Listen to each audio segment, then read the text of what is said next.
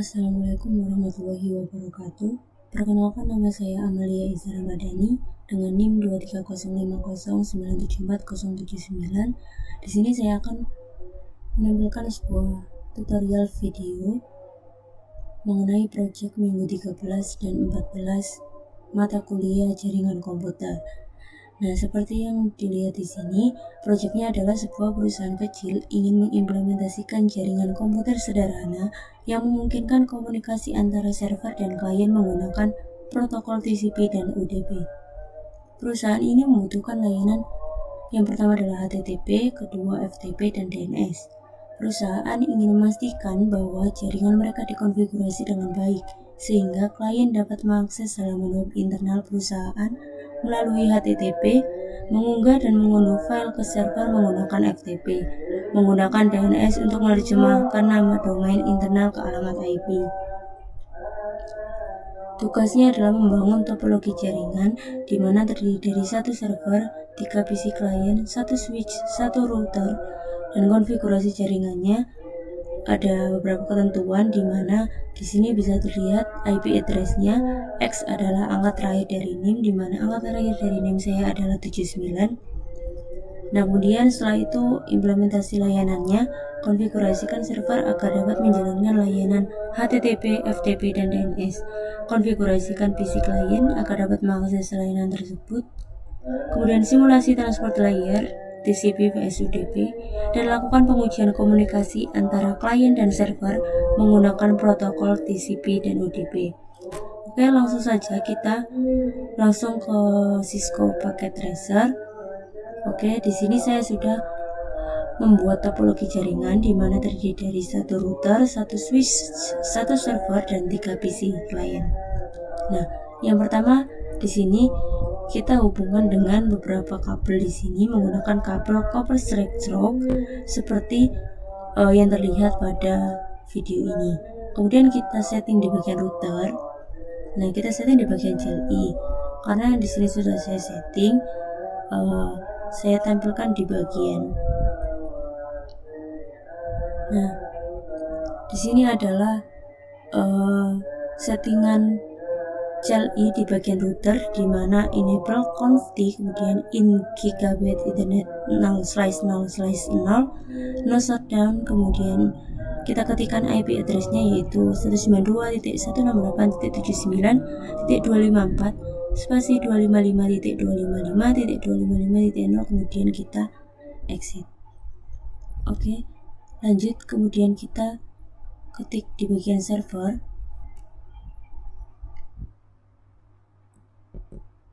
Nah, di bagian ini adalah IP address-nya yaitu 192.168.79.1, subnet mask-nya 255.255.255.0, kemudian default gateway-nya sama semua yaitu 192.168.79.254. Dan kita klik bagian service. Nah, HTTP ini on. Nah, di bagian sini, bagian index HTML, kita edit. Di sini sudah saya masukkan sesuai kode dari biodata saya di sini. Kemudian kalian bisa klik save. Setelah itu kita menuju FTP. Nah, kita on kan. Nah, di sini ada beberapa username dan password dari mulai klien 1 dan klien 3. Ini dimasukkan di bagian sini, username dan password. Kemudian kalian centang semuanya dari write, read, delete, rename, dan list. Kemudian kalian add. Karena di sini hanya ada 3 PC, maka saya memasukkan username dan password hanya sampai 3, klien 1 sampai klien 3. Oke. Kemudian di bagian DNS kita on kan. Nah, di bagian sini adalah kita klik nama web server kita, kemudian kita klik address-nya, kemudian kita add. Di sini saya sudah memasukkan yaitu namanya perusahaanku.com dengan tipe A record dengan IP address-nya 192.168.79.1. Oke. Setelah itu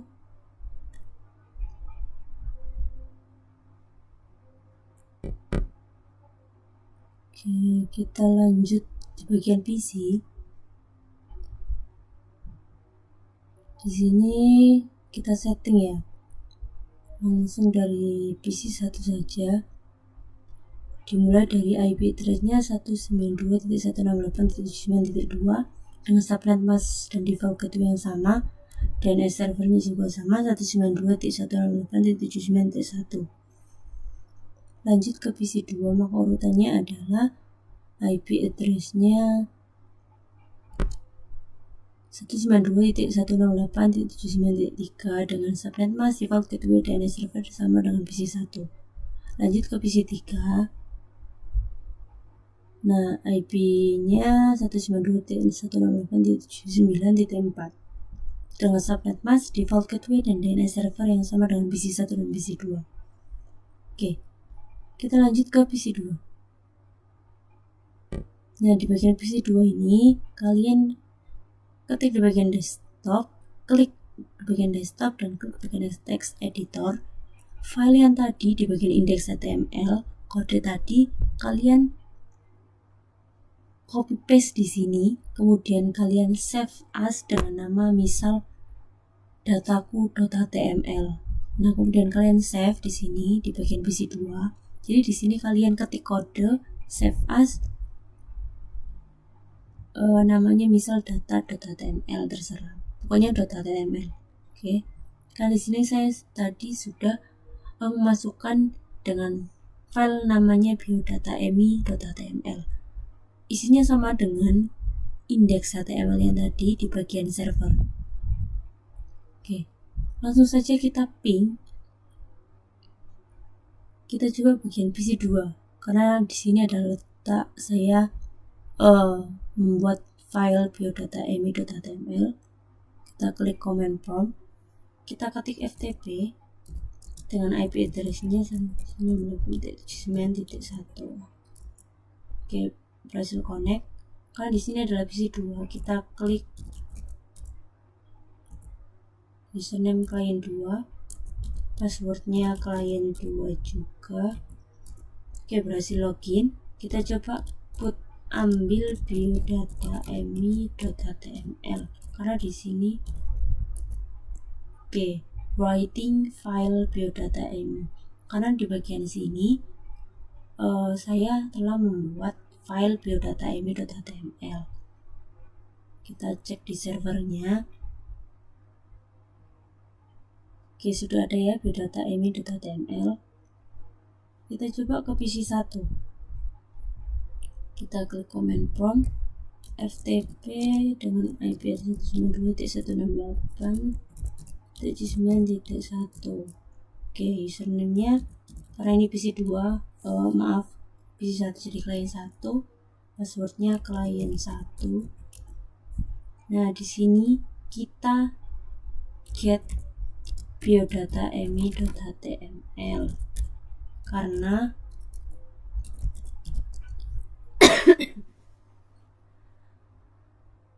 di bagian di sini kita hanya membaca dari file yang sudah kita buat di PC 2. Oke, berhasil ya, reading file, transfer complete.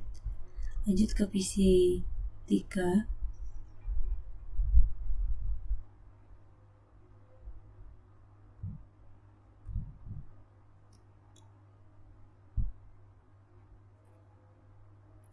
Di sini kita ketik FTP dengan IP address 192.168.79.1.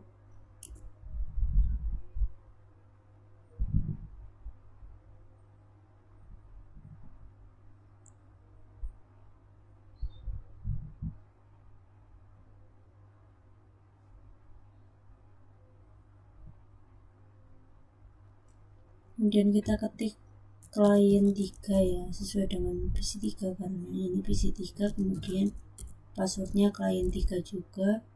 Kita get lagi biodata.emi.html, apakah bisa? Oke, bisa.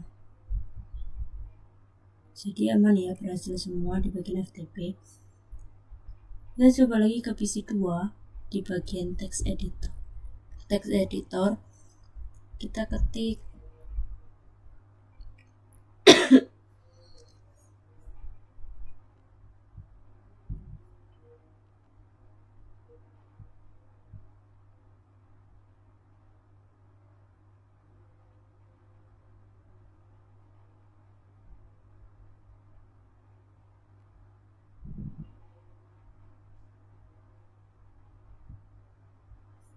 di bagian PC3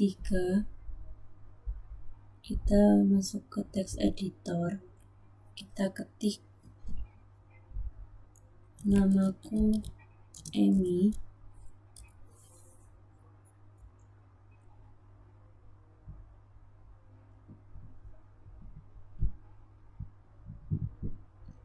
kita ketik tolong ambil fileku misal,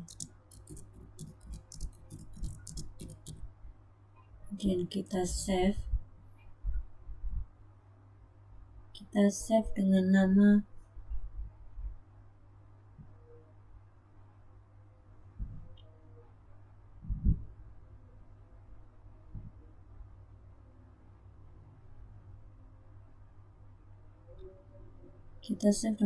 emi.txt. Oke, kita save. Kemudian kita coba ke command prompt.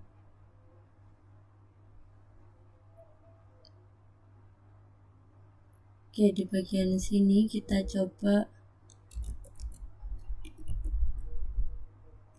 put emi.txt.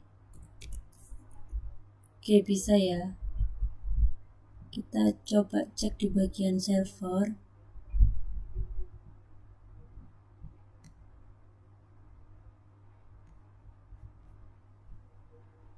Nah, di sini ada emi.txt. Berhasil berarti kan. Oke. Kemudian kita coba di PC1. Command prompt, kita get emi.txt. Oke, berhasil membaca file transfer complete. Jadi berhasil. Oke. Kita coba di PC2.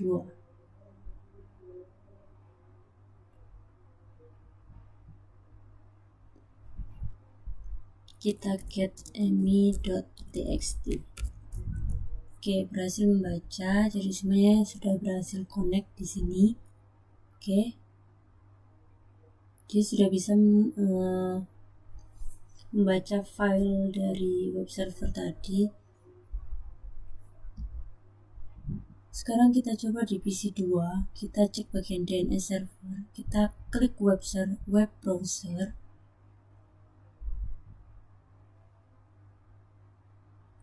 File yang sudah kita masukkan tadi di index.html nanti akan muncul di sini.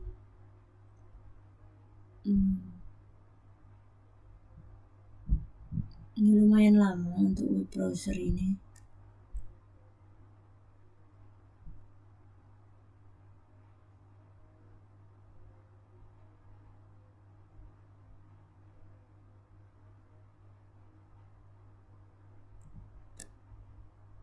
Oke, sebentar.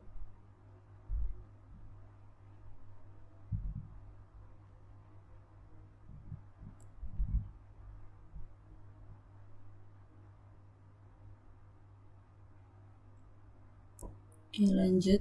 Kita ketik perusahaanku.com. Kita cek. Nah, sudah keluar ya di sini. Biodata diri yang sudah saya masukkan tadi otomatis berhasil. Kita coba di PC3 misal, kita cek.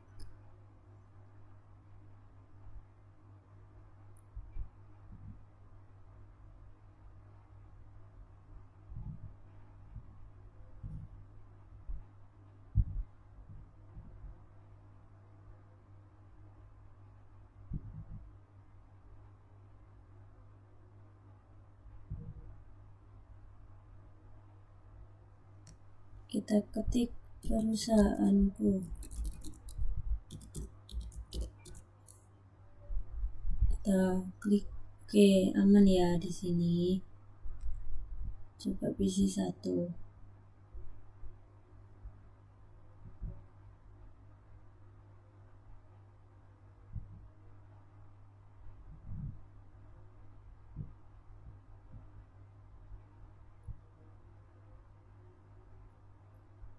Kita coba di PC1.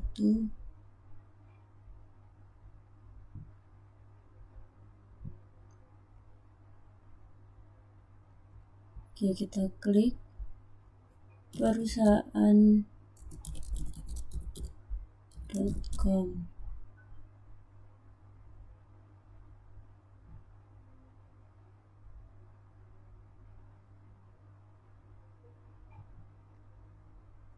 Agak lama ya, tapi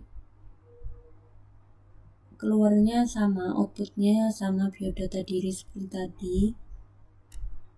Ini Cisco-nya agak loading lama karena tadi ada problem tidak merespon, tapi sudah dicoba aman. Dari PC 1, 2, 3 sudah muncul dari DNS servernya, yaitu perusahaan.com.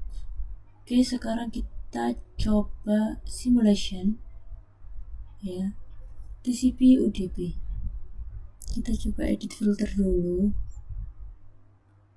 Nah, ini kita hanya centang bagian TCP saja, karena kita coba cek TCP-nya dulu, baru UDP.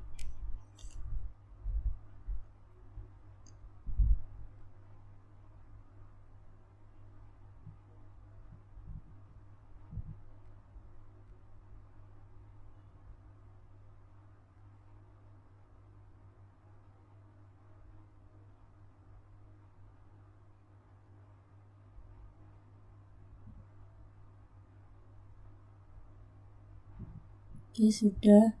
Kita coba kirim data dari PC2 ke PC1.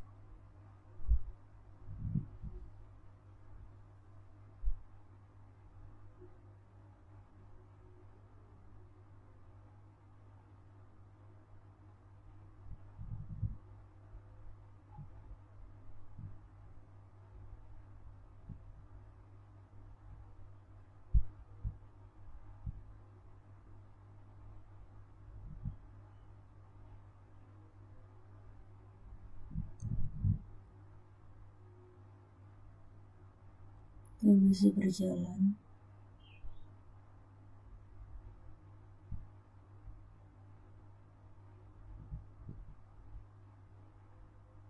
Oke, successful ya. Jadi TCP dia akan tidak langsung kembali dari PC2 PC1, tapi dia akan mencoba untuk mengenali di IP-IP yang sudah terkoneksi. Oke, sekarang kita coba UDP. Oke, di bagian UDP kita coba PC3 ke PC1.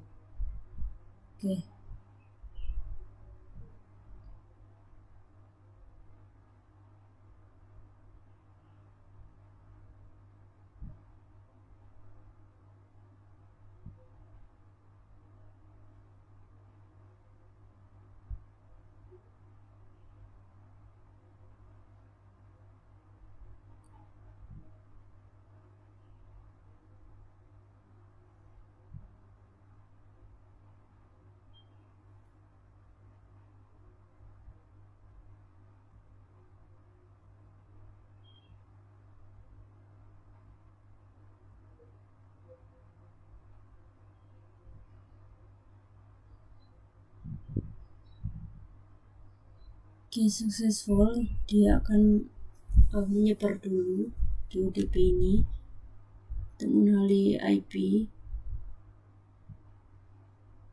Oke, sebentar.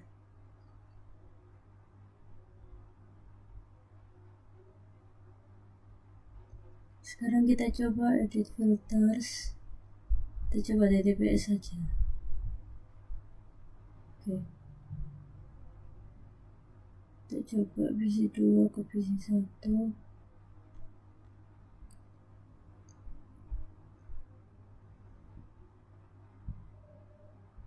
Ya, dia akan menyebar sana untuk mengenali IP.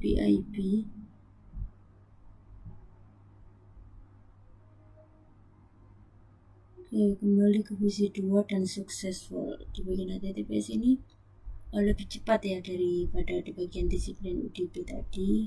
Dia dari langsung menyebar, dia langsung akan kembali lagi. Kalau disiplin UDP dia masih mencoba untuk mengenali dulu. Oke.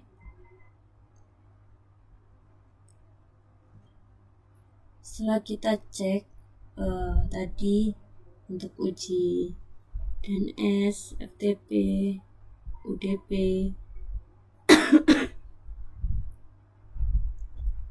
itu sudah berhasil. Jadi kesimpulan yang dapat saya sampaikan di sini, protokol TCP ini digunakan komunikasi seperti HTTP dan FTP karena menjamin data sampai secara utuh dan secara urut. Nah, kalau protokol UDP digunakan untuk DNS karena UDP ini lebih cepat meskipun di bagian UDP ini tidak menjamin untuk adanya pengiriman ulang. Dari konfigurasi tadi, berarti klien sudah dapat mengakses web internal perusahaan lewat browser HTTP sampai TCP, kemudian mengunggah atau mengunduh file dari FTP server dan melakukan transfer domain internal ke IP menggunakan DNS. Oke. Saya rasa sudah cukup untuk tutorial video kali ini. Kurang lebihnya saya mohon maaf. Terima kasih dan wassalamualaikum warahmatullahi wabarakatuh.